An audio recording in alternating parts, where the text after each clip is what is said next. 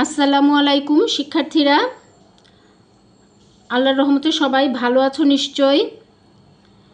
সামনে পরীক্ষা, প্রচুর পড়তে হচ্ছে। সবাই কিন্তু অনেক বেশি বেশি পড়ার কোনো বিকল্প নেই। যত পড়বে তত জানবে, পরীক্ষায় তত ভালো করবে।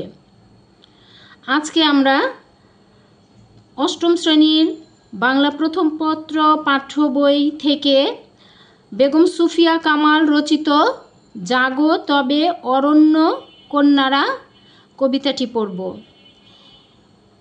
কবি প্রকৃতিকে নিয়েই লিখেছেন বেশি।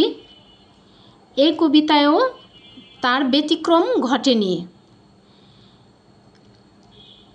কবিতা পড়া শুরু করছি।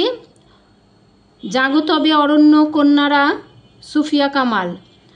মৌসুমি ফুলের গান মোর কণ্ঠে জাগে না কো আর, চারিদিকে শুনি হাহাকার। মৌসুমি ফুল মানে হচ্ছে সিজনাল ফুল। এক এক ঋতুতে এক এক রকম ফুল ফুটে, সেগুলোকে মৌসুমি ফুল বলে। সেই ফুলের গান বলছে কবির কণ্ঠে আর জাগে না, কারণ চারিদিকে হাহাকার শোনা যাচ্ছে, শুনতে পাচ্ছেন কবি। কিসের হাহাকার?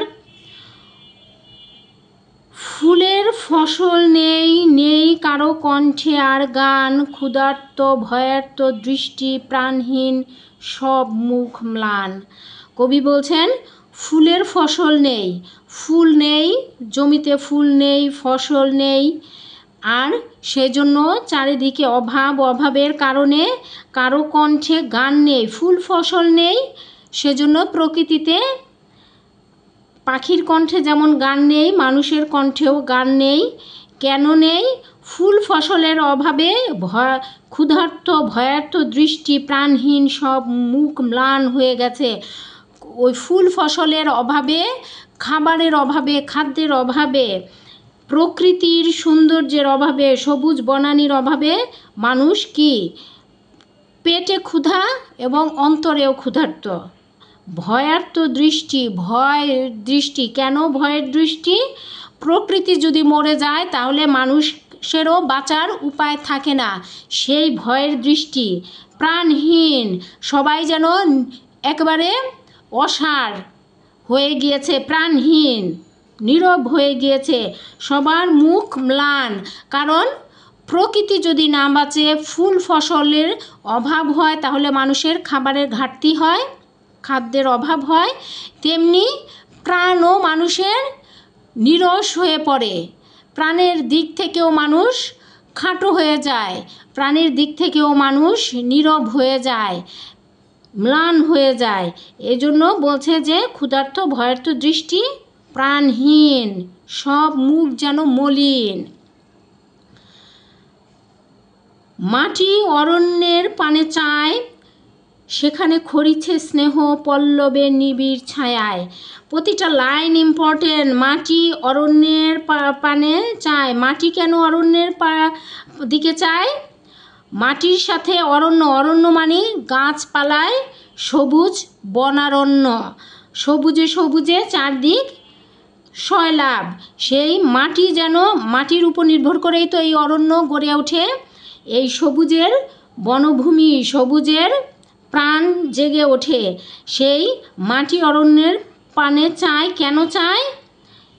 সেখানে খড়িছে স্নেহ পল্লবের নিবিড় ছায়ায়। খড়িছে মানে চুইয়ে চুইয়ে পড়ছে, সেখানে স্নেহ চুইয়ে চুইয়ে পড়ছে পল্লবের নিবিড় ছায়ায়। এই যে পল্লব অর্থ হচ্ছে ঘন, পল্লব হচ্ছে পাতা, ঘন পাতা বিশিষ্ট নিবিড় ছায়া। সেখানে এই যে নিবিড় ছায়া, প্রকৃতির যে নিবিড় ছায়া, পল্লব ঘেরা বা পাতা ঘেরা যে প্রকৃতি, সে প্রকৃতি যেন ফোটায় ফোটায় কি ক্ষয়ে যাচ্ছে, খড়িছে ফোটায় ফোটায় ক্ষয় হয়ে যাচ্ছে। মানে প্রকৃতি আর সবুজ বনানীর, সবুজে অরণ্য আর নেই। সেই জন্য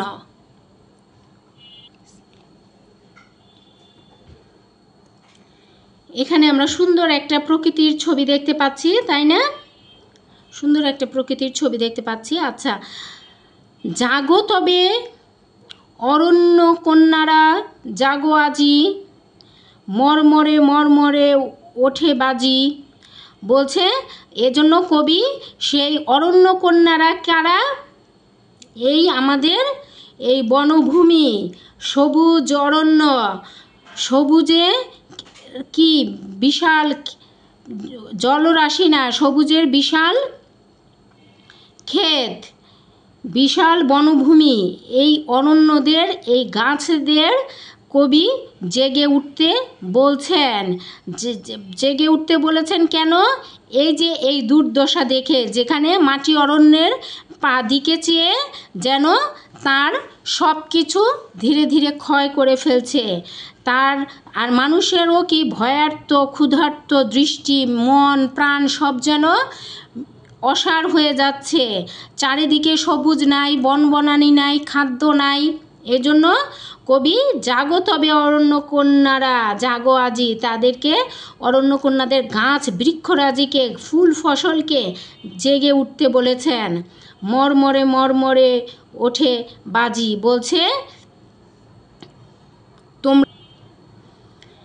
এখানে মর্মর শব্দের অর্থ হচ্ছে পাথর।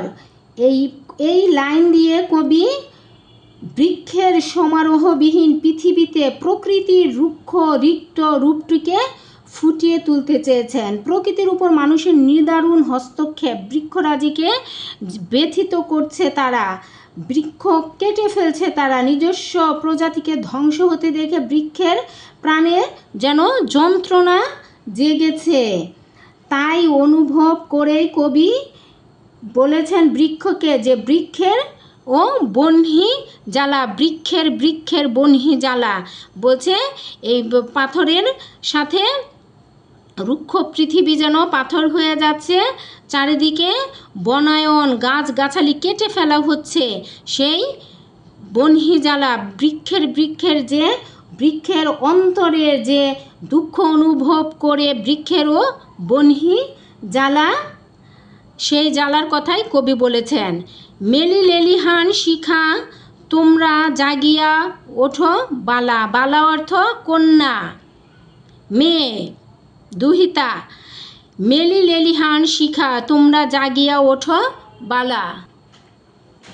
এখানে মেলি লেলিহান শিখা বলতে কবি বুঝিয়েছেন প্রকৃতিতে ফুল ও ফসলের সমারোহ কমে যাওয়ায় মানুষের নানামুখী সমস্যার সম্মুখীন হতে হচ্ছে। সবুজ প্রকৃতি ও দুর্দশা কবির মনে হাহাকার জাগিয়ে তুলছে, তাই তিনি তার চারিদিকে সবুজ বৃক্ষের সমারোহ সৃষ্টি থেকে ফুল ও ফলের ভরে উঠতে পৃথিবীকে ভরিয়ে তুলতে বৃক্ষকে আহ্বান করেছে। এ কারণেই তিনি অরণ্য কন্যাদের জাগিয়ে উঠতে বলেছেন। কঙ্কনে তুলিয়া ছন্দ তাল জাগাও মুমূর্ষ ধরা প্রাণ। কঙ্কনে অর্থ হচ্ছে হাতের কাকন, সেটাতে তুলিয়া ছন্দ তাল। অনেক সময় মেয়েরা যখন নৃত্য করে দেখবে দুই হাতের চুড়ি একসাথে একটা বাজনার সৃষ্টি করে, সেই তালের কথাই কিন্তু কবি এখানে বলেছেন। জাগাও মুমূর্ষ ধরা প্রাণ। বৃক্ষের সমারোহ না থাকায় প্রকৃতি পরিবেশ আজ বিপর্যস্ত হয়ে গেছে, কোথাও কোনো প্রাণের সাড়া নেই। তাই কবি এই লাইনটি দিয়ে সজীবতা ফিরিয়ে এনে রুক্ষ প্রকৃতিকে প্রাণের সঞ্চারের জন্য বৃক্ষের প্রতি আহ্বান করেছেন। জাগাও মুমূর্ষ ধরা প্রাণ, এটাও কিন্তু অতি গুরুত্বপূর্ণ একটি লাইন। ফুলের ফসল আনো খাদ্য আনো ক্ষুধার্তের লাগি, বলছে ফুলের ফসল আনো, ফুল ও ফসলে চারিদিক তোমরা ছেয়ে দাও, সবুজে সবুজে বনায়ন সৃষ্টি করো, খাদ্য আনো ক্ষুধার্তের লাগি, আর ফসল ফলাও বেশি বেশি করে, যাতে ক্ষুধা নিবারণ হয়, ক্ষুধার্ত আর না থাকে, তাদের জন্য খাবার নিয়ে আসো। আত্মার আনন্দ আনো আনো যারা রহিছে জাগি, বলছে মানুষের খাদ্য মানুষের ক্ষুধা নিবারণ করে, পেটের ক্ষুধা তৃষ্ণা নিবারণ করে, আর চারিদিকে ফুলের সমারোহ সৌন্দর্য এগুলো কি করে মানুষের আত্মার আনন্দ আনয়ন করে, আত্মার আনন্দ আনে। আনে যারা রহিয়াছে, আনো যারা রহিয়াছে জাগি, মানে যারা এই আত্মার আনন্দ উপভোগ করার জন্য অতন্ত্র রয়েছে, জেগে রয়েছে, তোমার ফুলের সৌন্দর্য উপভোগ করার জন্য, প্রকৃতির সৌন্দর্য উপভোগ করার জন্য, সবুজের সমারোহ দেখার জন্য, তাদের আত্মার আনন্দ দাও এবং ক্ষুধা নিবারণ করো। ত্রিমির প্রহর ভরি অতন্ত্র নয়ন। ত্রিমির অর্থ রাত্র, রাত্রিবেলা, প্রহর মানে রাতের সময়, ভরি অতন্ত্র নয়ন বলছে যারা তোমার এই অতন্ত্র নয়নে যারা জেগে আছে, যারা এই বৃক্ষ নিধনের প্রতিবাদে অতন্ত্র নিহরি ও অতন্ত্র প্রহর জেগে আছে, তাদের কথা এখানে বলা হয়েছে। তার তরে ছড়াও প্রভাত আলো তোমাদের মুঠি মুঠি, বলছে তার তরে ছড়াও প্রভাত আলো তোমাদের মুঠি ভরে ভরে। কার তরে? এই যে বৃক্ষের তরে, এই যে বনায়ন গাছ যে নিধন হচ্ছে, সেই নিধনকে তারা গাছরাই পারে বন্ধ করতে, তারা বেশি পরিমাণে প্রচুর পরিমাণে মাটি ফুঁড়ে উপরে উঠে আসুক, বনায়ন সৃষ্টি হোক, খাদ্যের ফসল তৈরি হোক, এগুলো করে তাদেরকে বলছে যে ছড়াও প্রভাত আলো, যেন নতুনভাবে সূর্যের আলো, প্রভাত আলো মানে নতুন সূর্যের আলো, এই সূর্যের আলো তোমরা তোমাদের মুঠি ভরে ভরে চারিদিকে ছড়িয়ে দাও। এতে কি হবে? মানুষের দুঃখ দুর্দশা, ক্ষুধার্ত ভয়ার্ত দৃষ্টি, প্রাণহীন সব ম্লান মুখ যেন আনন্দে বিহ্বলিত হয়ে উঠবে, আনন্দে ভরে উঠবে।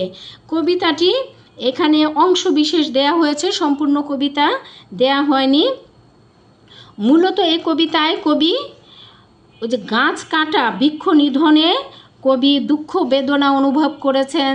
গাছে গাছে পাখি গায় না, কবির অন্তরেও আর গান জাগে না। মৌসুমি ফুলের যে এক এক ঋতুতে এক এক ফুল ফুটে, সেই ফুলকে নিয়েই কবি কবিতার ছন্দে মেতে ওঠেন, কবিতা লিখেন। কিন্তু এই বৃক্ষ নিধনের ফলে ফুল ফোটা বন্ধ হয়ে গেছে, প্রকৃতি নীরব হয়ে গেছে, কবির কণ্ঠেও মৌসুমি ফুলের আর গান নেই, তার মনে শান্তি নেই, প্রাণহীন হয়ে গেছেন কবি, ম্লান হয়ে গেছেন কবি প্রকৃতির এই নীরবতায়।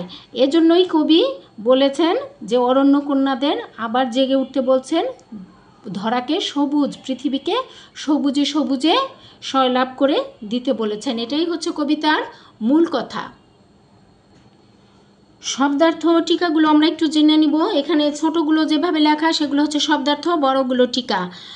ক্ষুধার্ত ভয়ার্ত দৃষ্টি, প্রকৃতিতে ফুল ও ফসলের সম্ভার কমে যাওয়ায় মানুষের অস্তিত্ব হুমকির মুখে পড়েছে, বিলীন হওয়ার আশঙ্কায় মানুষ ভীত। ম্লান অর্থ, এটা কিন্তু টিকা, ম্লান অর্থ ভীত, মলিন। খরিছে মানে চুয়ে চুয়ে পড়ছে। পল্লব গাছের নতুন পাতা, ডালের নতুন পাতাযুক্ত শাখা, সেখানে খরিছে স্নেহ পল্লবের নিবিড় ছায়ায়। মাটির মমতা রস পেয়ে বৃক্ষ শাখায় নতুন পাতা গজিয়েছে। জাগো তবে অরণ্য কন্যারা, কবি বৃক্ষকন্যাদের জেগে ওঠার আহ্বান জানাচ্ছেন প্রকৃতিকে আবার শ্যামল সবুজে ফুলে ফলে ভরিয়ে তোলার জন্য। বৃক্ষের বক্ষের বনহিজালা, মানুষের প্রকৃতির উপর হস্তক্ষেপ করায় বন উজাড় হচ্ছে, বৃক্ষ নিধন বাড়ছে, বৃক্ষের উপর তাই যন্ত্রণার আগুন, বৃক্ষের বুকে তাই যন্ত্রণার আগুন। মেলি লেলিহান শিখা, কবি তরু কন্যাকে আহ্বান জানাচ্ছেন তার শাখায় শাখায় আগুন রঙা ফুল ফুটিয়ে আকাশে শাখা বিস্তার করতে। কঙ্কণ অর্থ কাঁকন, নারীর হাতের অলঙ্কার বিশেষ। মুমূর্ষ মৃতপ্রায়, মরণাপন্ন মরে যাচ্ছে এমন। ধরা প্রাণ, পৃথিবীর জীবন। অতন্ত্র তন্দ্রাহীন, ঘুমহীন, নির্ঘুম, নিদ্রাহীন। 4টা অর্থ। নয়ন অর্থ চোখ। এবার পাঠের উদ্দেশ্য, কবি কী জন্য এই কবিতাটি লিখেছেন। এ কবিতা পাঠের মধ্য দিয়ে শিক্ষার্থীরা প্রকৃতি জগতের প্রতি সহানুভূতিশীল হবে, প্রকৃতির সৌন্দর্য উপভোগে আগ্রহী হবে এবং প্রকৃতির ঐশ্বর্য রক্ষায় সচেষ্ট হবে। ঐশ্বর্য মানে প্রকৃতির গাছপালা রক্ষায় সচেতন হতে হবে শিক্ষার্থীকেও।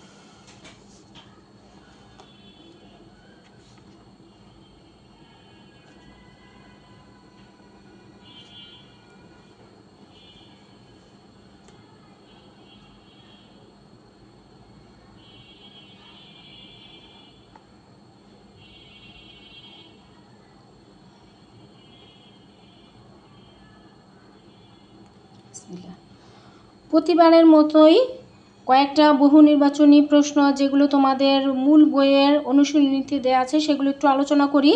মৌসুমী ফুলের গান কার কণ্ঠে আর জাগে না? সুফিয়া কামালের। কবি কেন ব্যথিত হন অরণ্য নিধন লক্ষ্য করে? কবি অরণ্য কন্যাদের জেগে ওঠার আহ্বান জানিয়েছেন কেন? পৃথিবীতে সবুজের বিস্তারের জন্য। সৃজনশীলের জন্য এখানে একটু উদ্দীপক আছে, আমরা একটু পড়ি। পৃথিবীর জনসংখ্যা ক্রমাগতভাবে বেড়ে চলছে। এ বাড়তি জনসংখ্যার জন্য প্রতিনিয়ত কমছে আবাদি জমি, বন, জঙ্গল। ফলে বৃদ্ধি পাচ্ছে বৈশ্বিক উষ্ণতা, ঘটছে পরিবেশ বিপর্যয়। বিষয়টি উপলব্ধি করে মুফিজ খাঁ এবং আমেনা বেগম বৃক্ষ মেলা থেকে প্রচুর চারা কিনে এনে এলাকার শিক্ষার্থীদের নিয়ে বৃক্ষরোপণ অভিযান শুরু করেন। আচ্ছা, তারা যে বৈশ্বিক যে উষ্ণতা বাড়ছে এজন্য পরিবেশ বিপর্যয়ের কাটানোর জন্য গাছপালা লাগানোর চেষ্টা করেন। উদ্দীপকে তাই বলা হয়েছে। উদ্দীপকটি বর্ণিত বাড়তি জনসংখ্যার ফলে সৃষ্ট সমস্যাটি জাগো তবে অরণ্যকন্যারা কবিতার কোন অবস্থাকে নির্দেশ করে? নির্বিচারে বৃক্ষ নিধন।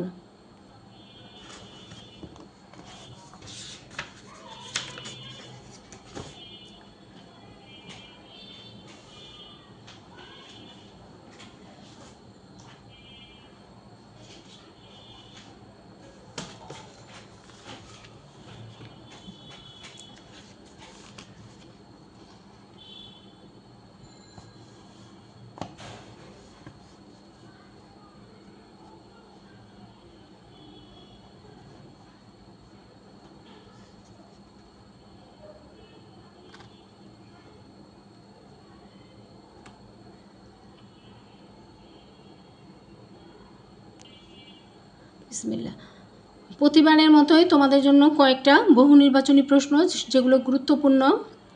জাগো তবে অরণ্য কন্যারা কবিতায় কোন সময়ের ফুলের কথা বলা হয়েছে? মৌসুমী ফুল। জাগো তবে অরণ্য কন্যারা কবিতায় চারিদিকে কবি কি শোনেন? হাহাকার। মাটি অরণ্যের পানে চায় উক্তিটি দিয়ে কবি পরিবেশের কোন অবস্থাকে বুঝিয়েছেন? বৃক্ষ শূন্য ভূমি। কবি অরণ্য কন্যাদের জেগে উঠতে বলেছেন কেন? পৃথিবীতে সবুজের বিস্তারের জন্য। মর্মরে মর্মরে কি বেজে ওঠে বৃক্ষের বুকের বনহি জ্বালা। বৃক্ষ কার জন্য আনন্দ আনবে? আত্মার জন্য। প্রহর বলতে কি বোঝানো হয়েছে? সময়। জাগো তবে অরণ্য কন্যারা কোন কাব্যগ্রন্থ থেকে সংকলিত?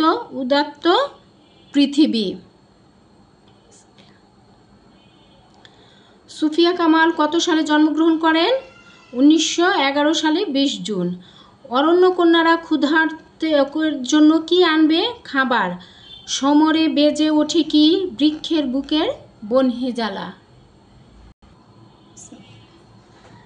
এবার তোমাদের জন্য অতি গুরুত্বপূর্ণ বোর্ড প্রশ্নগুলো। তোমরা বলতে পারো যে বোর্ড প্রশ্ন তো যারা বৃত্তি দিবে শুধু তাদের জন্য না, এই বোর্ড প্রশ্ন থেকে কিন্তু স্কুলের শিক্ষকরা এখান থেকে বেশিরভাগ সময় প্রশ্ন তুলে প্রশ্ন করেন পরীক্ষার জন্য। একটু ঘুরিয়ে দেন, হুবহু দেন না, একটু ঘুরিয়ে দেন। দেখি প্রশ্নগুলো। জাগো তবে অরণ্য কন্যারা কবিতায় প্রকৃতির যে চিত্র তুলে ধরা হয়েছে তা ব্যাখ্যা করো। এই প্রশ্নটি কুমিল্লা বোর্ড 2016 আসছে, সিলেট বোর্ড আসছে 2015-তে। সেম প্রশ্ন একটু ঘুরিয়ে লেখা দেখো। কবিতায় বৃক্ষ নিধনের যে চিত্র উপস্থাপিত হয়েছে তা ব্যাখ্যা করো। এই বৃক্ষ নিধনের যে চিত্র আর প্রকৃতির যে চিত্র কবিতায় একই, কিন্তু সেম। দুইটা প্রশ্ন কিন্তু তোমাদের আলাদা আলাদা দেখলে মনে হবে দুইটার দুই উত্তর, না, দুইটার একই উত্তর।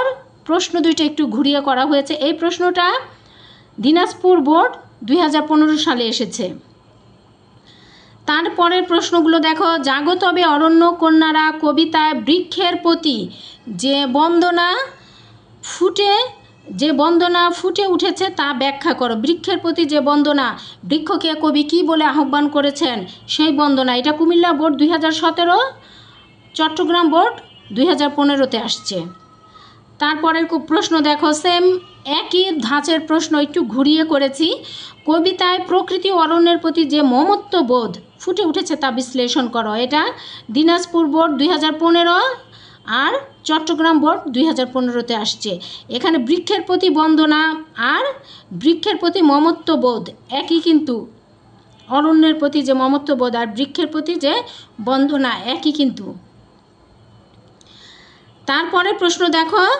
কবিতায় কবির পরিবেশ সচেতনতা ও প্রকৃতি প্রেমের যে চিত্র পাওয়া যায় তা আলোচনা করো। কবির যে পরিবেশ সচেতনতা আর প্রকৃতি প্রেম সেটা আলোচনা করতে বলা হয়েছে। এই যে বৃক্ষের প্রতি মমত্ববোধই কিন্তু প্রকৃতি প্রেম, আর এই যে পরিবেশ সচেতনতা এটাই কিন্তু এই বৃক্ষের প্রতি বন্দনা।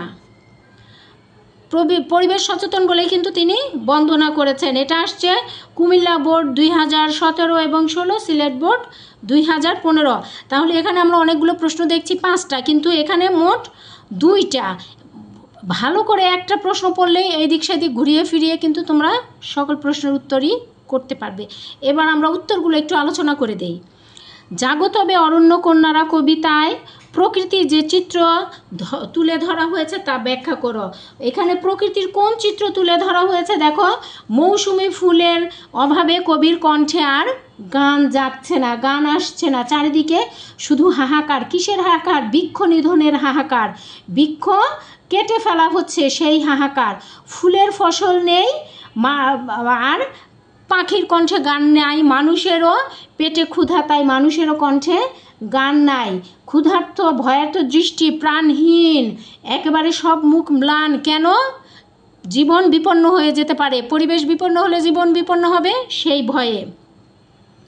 তারপর বলছে যে মাটির যেন গাছপালার দিকে চেয়ে থাকে। কেন চেয়ে থাকে? যেন ধীরে ধীরে প্রকৃতি, পরিবেশ, গাছ গাছালি এগুলো যেন ধীরে ধীরে আস্তে আস্তে চুয়ে চুয়ে পড়ে ক্ষয় হয়ে যাচ্ছে।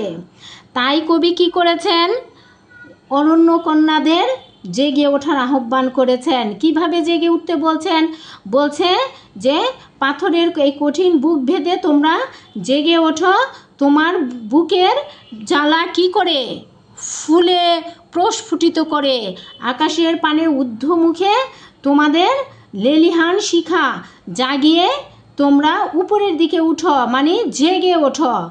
তারপর বলছে যে এই মুমূর্ষ ধরা, প্রাণহীন ধরা, গাছপালাহীন মানুষ যেন প্রাণহীন হয়ে পড়েছে। পরিবেশ বান্ধব এই বাংলাদেশ বৃক্ষের অভাবে, খাবারের অভাবে মানুষের মন প্রাণও যেন মুমূর্ষ হয়ে গিয়েছে। তোমরা এই মুমূর্ষ ধরা তথা মানুষকে বাঁচাও, জাগিয়ে তোলো, নিজেরাও জেগে ওঠো, এদেরও জাগিয়ে তোলো। ফুলের ফসল আনো এবং খাদ্য এনে এদের ক্ষুধার্ত নিবারণ করো। এইখানেই এইভাবেই তুলে ধরা হয়েছে কি? প্রকৃতির চিত্র। মূলত কবি কি করেছেন? যে জীবনকে সুন্দর করে সাজাতে বৃক্ষের যে আমাদের প্রয়োজন, বৃক্ষ নিধন, এটা কিন্তু সম্ভব ঠিক না, বৃক্ষ কাটতে হবে, কিন্তু এর বিনিময়ে একটা গাছ কাটলে তিনটা একাধিক গাছ আরও রোপণ করতে হবে, কাটতে তো হবেই জীবনের প্রয়োজনে। তাই বলে বনভূমি শূন্য করে উজাড় করে গাছ কাটা যাবে না। এই কবিতায় কিন্তু সেই প্রকৃতির চিত্রই তুলে ধরা হয়েছে। এইটা কিন্তু সেম প্রশ্ন উত্তর গেল। জাগো তবে অরণ্য কন্যারা কবিতায় বৃক্ষের প্রতি যে বন্দনা ফুটে উঠেছে তা ব্যাখ্যা করো। এই যে বৃক্ষের প্রতি কী বন্দনা ফুটে উঠেছে, প্রকৃতির অরণ্যের প্রতি যে মমত্ববোধ ফুটে উঠেছে তা ব্যাখ্যা করো। কবিতার পরিবেশ সচেতনতা, এই দুইটা মিলিয়ে একটা। এখানে অরণ্যের প্রতি যে মমত্ববোধ, বৃক্ষ নিধনের ফলে, গাছপালা কেটে ফেলার ফলে বনভূমি উজাড় হয়ে যাচ্ছে, চারিদিক কি হাহাকার হচ্ছে, খাদ্যের অভাব হচ্ছে, মানুষের শুধু ক্ষুধা পেলে মানুষের ক্ষুধা মিটে খাবার পেলে, কিন্তু মানুষ কি করে, মানুষ আত্মার দিক থেকে বেঁচে ওঠে সৌন্দর্যের বদৌলতে। প্রকৃতির যে সৌন্দর্য সেটা মানুষকে সজীব প্রাণবন্ত রাখে। তাই কবি কি করেছেন, বৃক্ষের প্রতি বন্দনা করেছেন যে তোমরা মানুষ তোমাদের উপর অনাকাঙ্ক্ষিতভাবে গাছ কেটেছে, তোমাদের নিধন করেছে, কিন্তু তাই বলে তোমরা জগৎ জীবনকে নিধন করে দিও না, শেষ করে দিও না। তোমরা জেগে ওঠো, ফুল ফসল নিয়ে সবার পেটের ক্ষুধা এবং অন্তরের ক্ষুধা তোমরা নিবারণ করো। এভাবেই কবি প্রকৃতির কি এখানে যে বন্দনা করেছেন, তারপর মমত্ববোধ ফুটে উঠেছে কবির এর মধ্য দিয়েই। আবার এর মধ্য দিয়েই প্রকৃতি প্রেমের পরিচয় পাওয়া যায়। এটুক পড়লে কিন্তু তোমরা একেবারে ওকে 100-তে 100 সকল প্রশ্নের উত্তর করে আসতে পারবে। আচ্ছা, এবার তোমাদের জন্য সৃজনশীল নমুনা প্রশ্ন। এই প্রশ্নই যে আমার করা প্রশ্নই হুবহু আসবে তা না, তবে পড়লে তোমাদের মনে থাকবে, লেখার তোমরা যে স্পিরিট সেটা পাবে, লেখার অনুভূতি পাবে, লেখার মতো গতি থাকবে তোমাদের ভিতরে। বৃক্ষ মানুষের পরম উপকারী বন্ধু। এটি আমাদের খাদ্য, বস্ত্র, আশ্রয়, শিক্ষা ও স্বাস্থ্য বিলিয়ে যেমন উপকার করে, তেমনি এর সৌন্দর্য হৃদয়কে আপ্লুত করে। বৃক্ষ দেশের আবহাওয়া নিয়ন্ত্রণ করে, পরিবেশের ভারসাম্য বজায় রাখে। বৃক্ষরোপণে সবাইকে এগিয়ে আসতে হবে, এটা হচ্ছে আমাদের উদ্দীপক। এবার এর আলোকে দেখি আমরা কি প্রশ্ন। ক প্রশ্ন, মুমূর্ষ শব্দের অর্থ কি? মুমূর্ষ শব্দের অর্থ মৃতপ্রায়, মরে যাচ্ছে এমন। জাগাও মুমূর্ষ ধরা প্রাণ, বুঝিয়ে লেখো। প্রকৃতিকে রক্ষা করার মাধ্যমে পৃথিবীকে মুমূর্ষ অবস্থা থেকে বাঁচিয়ে তোলার আহ্বান করা হয়েছে উক্তিটির মাধ্যমে। মানুষ তার নানা প্রয়োজনে প্রতিদিনই নির্বিচারে গাছ কাটছে। প্রকৃতিতে ফুল ও ফসলের সম্ভার কমে যাওয়ায় মানুষের অস্তিত্ব আজ হুমকির সম্মুখীন হয়ে যাচ্ছে। বিলীন হওয়ার আশঙ্কায় মানুষ ভীত। কবি মৃতপ্রায় ধরণীকে বাঁচানোর জন্য বৃক্ষকন্যাকে আহ্বান জানান তার শাখায় শাখায় আগুন রঙা ফুল ফুটিয়ে আকাশে শিখা বিস্তার করার জন্য, উপরের দিকে শিখা বিস্তার করার জন্য এখানে তাই বলা হয়েছে। গয়ের প্রশ্ন, উদ্দীপকের সঙ্গে জাগো তবে অরণ্য কন্যারা কোন দিকটি, জাগো তবে অরণ্য কন্যারা দিকটি ব্যাখ্যা করো। আচ্ছা, উদ্দীপকের সঙ্গে যেটার আর কি মিল আছে সেটা আমরা ব্যাখ্যা করব। আচ্ছা, গয়ের প্রশ্নটা দেখো, উদ্দীপকের সঙ্গে জাগো তবে অরণ্য কন্যারা কবিতার কোন দিকের মিল আছে সেই দিকটি ব্যাখ্যা করো। এখানে উদ্দীপকে আমাদের কি বলা হয়েছে? উদ্দীপকে বলা হয়েছে যে গাছ আমাদের অনেক উপকার করে, আর কবিতায়ও বলা হয়েছে যে গাছ ছাড়া তো জীবন আমাদের বিরান ভূমি হয়ে যাচ্ছে, মুমূর্ষ হয়ে যাচ্ছি, আমরা মরে যাচ্ছি প্রায়, তাই না? এই দুইটার দিকের মিল আছে। এবার আমরা লিখব, প্রথমে কবিতার দিকটা লিখব, পরে উদ্দীপকের দিকটা লিখব। প্রথমে কবিতার দিকটা লিখব যে যা সুফিয়া কামাল রচিত জাগো তবে অরণ্য কন্যারা কবিতায় কবি বৃক্ষ নিধনের, অতিরিক্ত বৃক্ষ নিধনের ফলে প্রকৃতিতে যে প্রভাব পড়েছে, ফুল ও ফসলের ঘাটতি হয়েছে, এতে মানুষ ক্ষুধার্ত হয়ে পড়ছে, মানুষ ভয়ে ভীত হয়ে পড়ছে, যে জীবন বিপন্ন হয়ে যাচ্ছে। প্রকৃতি যেমন বিপন্ন হচ্ছে বৃক্ষ নিধনের ফলে, তেমনি মানুষের জীবনও বিপন্ন আজ প্রায়। তাই কবি জাগো তবে অরণ্য কন্যারা বলে বৃক্ষরাজিকে আহ্বান করেছেন ফুল ও ফসলে পৃথিবীর বনভূমিকে পরিপূর্ণ করে দিতে, সবুজে সবুজে ভরে দিতে। আর উদ্দীপকেও আমরা দেখি যে এখানে গাছের অপরিসীম যে দানের কথা সেখানে বলা হয়েছে। গাছ পরিবেশকে নিয়ন্ত্রণ, ভারসাম্য রক্ষা করছে, আবহাওয়া নিয়ন্ত্রণ করছে। গাছ আমাদের খাদ্য, বস্ত্র, আশ্রয়, শিক্ষা, স্বাস্থ্য সব কিছুই দিচ্ছে। তাই গাছের যত্ন করা উচিত, বৃক্ষরোপণে সবাইকে এগিয়ে আসতে হবে। কাজেই আমরা বলতে পারি যে উদ্দীপকের সঙ্গে জাগ্রত হবে অরণ্য কন্যারা কবিতার এই যে বনভূমি নিধন এবং বনভূমি নিধন বর্জন করে নতুন নতুন গাছ লাগিয়ে প্রকৃতিকে পরিপূর্ণ করার মিল লক্ষ্য করা যায়। উদ্দীপকটি ঘয়ের প্রশ্ন। উদ্দীপকটি জাগো তবে অরণ্য কন্যারা কবিতার সম্পূর্ণ নয়, আংশিক ভাব ধারণ করে, মন্তব্যটি মূল্যায়ন করো। এখানে উদ্দীপকটি কবিতার আংশিক ভাব অবশ্যই ধারণ করে, সম্পূর্ণ ভাব ধারণ করে না। আলোচনার সাপেক্ষে আমরা এটা দেখি যে কবিতায় প্রথমেই বলা হচ্ছে কি যে কবির কণ্ঠে মৌসুমি ফুলের অভাবে গান হচ্ছে না, মানুষ মুমূর্ষ অবস্থা হয়ে যাচ্ছে। এক হচ্ছে ক্ষুধায়, আরেক হচ্ছে প্রাণে তারা শক্তি সঞ্চার পাচ্ছে না, কারণ গাছগাছালি, ফুল ফসলের অভাবে। এখানে কিন্তু আরও বলা হয়েছে যে এই অভাব মোচনের জন্য বৃক্ষকন্যাদের জেগে উঠতে বলেছে, কবি আহ্বান জানিয়েছে। তারা যাতে তাদের গাছগাছালি, পাতা, ফুল, ফল গাছে দিয়ে তারা ঊর্ধ্বমুখী উপরের দিকে মানে বেড়ে ওঠে এবং প্রকৃতির এই দুরবস্থা থেকে প্রকৃতিকে এবং মানুষকে বাঁচিয়ে তোলে। আর উদ্দীপকে আমরা দেখি শুধু কি যে উদ্দীপকে গাছ আমাদের অনেক উপকার করে, কিন্তু গাছে আবহাওয়ার নিয়ন্ত্রণ করে, পরিবেশের ভারসাম্য বজায় রাখে, বাড়তি আর কিছু কিন্তু এখানে নেই। যে গাছকে যে প্রকৃতিকে আহ্বান করেছে, গাছকে বেড়ে ওঠার জন্য বলেছে, সেটা কিন্তু এখানে অনুপস্থিত। কাজে আমরা কথা বলতে পারি যে উদ্দীপকটি জাগত হবে অরণ্য কন্যারা কবিতার সম্পূর্ণ অংশ নয়, আংশিক ভাব ধারণ করে মাত্র। মূল্যায়নটি যথার্থ। উদ্দীপকের আরও একটি প্রশ্ন, রাজশাহীতে কেন্দ্রীয় শহীদ মিনার নির্মাণের জন্য গাছ কাটার প্রতিবাদে শোক সভা করে পরিবেশের আন্দোলন ঐক্য পরিষদ। শোক সভা করে কারা? পরিবেশ আন্দোলন ঐক্য পরিষদরা। আচ্ছা, এবার প্রশ্ন দেখি, কবির কণ্ঠে আর কি জাগে না? কবির কণ্ঠে আর মৌসুমি ফুলের অভাবে গান জাগে না। মাটির সাথে অরণ্যর সম্পর্ক ব্যাখ্যা করো। মাটির সাথে অরণ্যর সম্পর্ক বলতে আমরা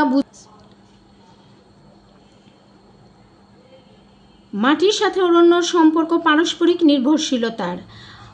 অরণ্যর কারণে মাটি উর্বর ও সজীব হয়ে ওঠে, অরণ্য গড়ে ওঠে মাটির বুক জুড়ে। মাটি থেকে রস সংগ্রহ করেই সৃষ্টি হয় বনাঞ্চল, বেঁচে থাকে বৃক্ষলতা। আবার মাটির বুকে যদি গাছ না থাকে তবে মাটির কোনো সজীবতা থাকে না, কেননা বৃক্ষের কারণেই মাটির উর্বরতা ফিরে পায়। আচ্ছা, উদ্দীপকের 3 প্রশ্ন, উদ্দীপকের সাথে জাগত হবে অরণ্য কন্যারা কবিতার সাদৃশ্যপূর্ণ বিষয়টি বর্ণনা করো। এখানে আমরা যে উদ্দীপকটি দেখছি এর সাথে কবিতার যে দিকটির মিল আছে সেটা ব্যাখ্যা করতে বলা হয়েছে, বর্ণনা করতে। উদ্দীপকে আচ্ছা, কবিতায় আমাদের কি বলা হয়েছে? কবিতায় বলা হয়েছে যে কবির কণ্ঠে আর গান নেই মানুষের দুর্দশা দেখে। পৃথিবীর বনায়নের বনভূমির করুণ দুর্দশা দেখে মানুষ অনেক গাছ বৃক্ষ নিধন করছে, ফলে বনায়ন উজাড় হয়ে যাচ্ছে, বন উজাড় হয়ে যাচ্ছে, বনায়ন কি বাধা সৃষ্টি হচ্ছে, বিঘ্ন হচ্ছে প্রকৃতির আপন হিসেবে, আপন মহিমায় নিজেকে পরিবেশন করতে। এই যে বনায়নের ক্ষতি হচ্ছে, এই ক্ষতির কারণে কবি মর্মাহত। কবি এখানে কি করেছেন, প্রকৃতি কন্যা অরণ্য কন্যাদের জেগে উঠতে বলেছেন নতুনভাবে ফুল ও ফসল নিয়ে। তারপর তিনি আর এখানে ফুল ও ফসল নিয়ে এ পর্যন্ত এর মধ্যে এটুক মিল রয়েছে। আর রাজশাহীতে কেন্দ্রীয় শহীদ মিনারের নির্মাণের জন্য গাছ কাটার প্রতিবাদে শোকসভা করে পরিবেশ আন্দোলনের ঐক্য পরিষদ। এখানে তারা একটা পরিষদ ছিল, ও আন্দোলনের ঐক্য পরিষদ ছিল, একটা জোট ছিল। তারা রাজশাহীর একটা কেন্দ্রীয় শহীদ মিনার গঠনের জন্য অনেক গাছ কাটা লাগবে, সেই প্রতিবাদে তারা শোকসভা করছে। এখানে তারা শোকসভা করছে, গাছ কাটার যাবে না, গাছ কাটলে পরিবেশের ক্ষতি হয়, ভারসাম্য নষ্ট হয়, তারা করছে। আর আমাদের কবি সুফিয়া কামাল তিনি কবিতার মাধ্যমে এই আন্দোলন গড়ে তুলেছেন, এই আন্দোলন প্রকাশ করেছেন যে আসলেই যে এরা গাছ কেটে ফেলছে এটা তো ঠিক না। এই দিক থেকে আমাদের জাগো তবে অরণ্য কন্যারা কবিতার সাথে উদ্দীপকটির সাদৃশ্য রয়েছে। ঘয়ের প্রশ্ন, উদ্দীপকে জাতীয় আন্দোলন ঐক্য পরিষদের চেতনায় যেন জাগো তবে অরণ্য কন্যারা কবিতার লেখকের মূল প্রতিপাদ্য বিষয় বিশ্লেষণ করো। মূল প্রতিপাদ্য বিষয়, এই কবির মূল প্রতিপাদ্য বিষয় হচ্ছে যে গাছ কাটা যাবে না, বৃক্ষ নিধনের ফলে পরিবেশ ভারসাম্য হারিয়ে ফেলছে, পরিবেশের ভারসাম্য নষ্ট হচ্ছে, মানুষের খাদ্যের ঘাটতি হচ্ছে, খাদ্যের অভাবে মানুষ রোগগ্রস্ত মুমূর্ষ অবস্থা হয়ে যাচ্ছে। তেমনি ফুলের সৌন্দর্য, প্রকৃতির যে সৌন্দর্য সেটাও উপভোগ করতে না পেরে মানুষ প্রাণের দিক থেকেও যেন অবচেতন হয়ে যাচ্ছে, মানুষ মুমূর্ষ হয়ে যাচ্ছে, প্রাণও যেন মানুষের আত্মারও যেন ক্রমে ক্রমে মৃত্যু ঘটছে। এটা হচ্ছে আমাদের কবিতার জাগো তবে অরণ্য কন্যার মূল লক্ষ্য উদ্দেশ্য। এবং উদ্দীপকেও আমরা দেখতে পাই যে এখানে একটা আন্দোলন ঐক্য পরিষদ আছে, পরিবেশ বাঁচাও আন্দোলন পরিষদ। সেই পরিবেশ পরিষদের লোকজন তারা কি করছে, একটা স্থানের অনেক গাছ কাটা পড়বে, একটি শহীদ মিনার বানাতে গেলে অনেক জায়গার দরকার, সেখানে অনেক গাছ কাটা পড়বে, তাই তারা কি করছে, এই গাছ যেন কাটা না হয়, পরিবেশ নিধন যেন না হয়, সেজন্য তারা আন্দোলন চালিয়ে যাচ্ছে, শোকসভা করছে। তেমনি এই উদ্দীপকের সাথে আমাদের কবির সাথে কবিতার মূল ভাবের সাথে যথার্থ মিল রয়েছে। তাই আমরা বলতে পারি যে উদ্দীপকের জাতীয় আন্দোলনের ঐক্য পরিষদের চেতনা জাগো তবে অরণ্য কন্যারা কবিতার লেখকের মূল প্রতিপাদ্য বিষয়, উক্তিটি যথার্থ। শেষ হলো আমাদের আজকের জাগো তবে অরণ্য কন্যারা কবিতার ক্লাস। আশা করি সবাই পড়া বুঝতে পেরেছ। সবাই অনেক অনেক বেশি পড়াশোনা করো, আসলে যত পড়বে তত জানবে, পড়ার কোনো বিকল্প নাই, সামনে তোমাদের ফাইনাল পরীক্ষা। আর সহজে পড়া শিখিকে তোমরা সাবস্ক্রাইব করো, তোমরা সহজে পড়া শিখিকে সাবস্ক্রাইব করলে সহজে পড়া শিখি সহজেই তোমাদের পাশে থাকতে পারবে। বন্ধুদের মাঝে শেয়ার করো, তোমাদের সুবিধা অসুবিধা কমেন্টে জানিও। সবাইকে ধন্যবাদ জানিয়ে শেষ করছি আজকের ক্লাস। আসসালামু আলাইকুম।